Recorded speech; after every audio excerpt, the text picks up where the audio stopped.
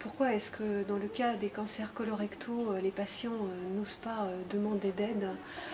Probablement parce que de toute façon il est difficile de demander de l'aide quand on a un cancer, parce que c'est très anxiogène et très inquiétant d'avoir un cancer. Donc demander de l'aide, c'est déjà dire qu'on a peur.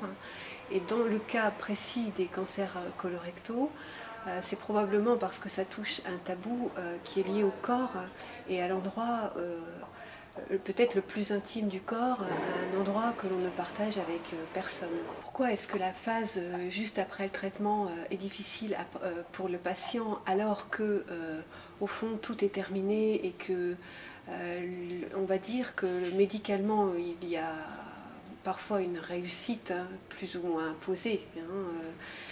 On pourrait imaginer comme ça que les patients vont bien et qu'ils revivent. Et en fin de compte, psychiquement, c'est absolument le contraire qui peut se produire. C'est-à-dire qu'il y a une phase de dépression qui est liée essentiellement au fait d'avoir traversé pendant la phase d'annonce, mais aussi pendant le traitement, une énorme peur d'être détruit par la maladie. Et du coup, quand les traitements s'arrêtent et qu'ils ne portent plus la lutte contre la maladie, il y a une espèce de prise de conscience psychique qui est possible et qui met le patient face à tout ce qu'il vient de traverser. Voilà.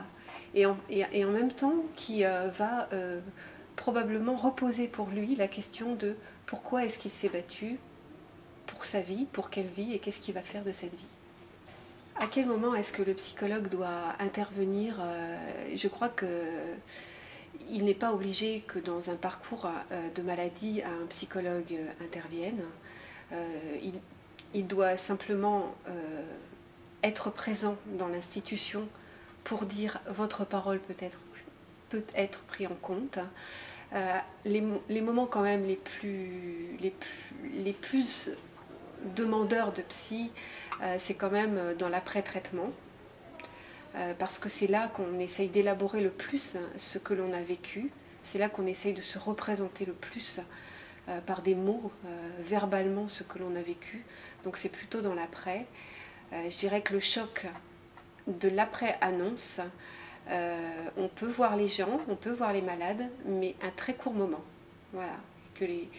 Mais en même temps, on peut avoir une demande à n'importe quel moment de son traitement. Voilà, nous on est là pour écouter la parole des gens.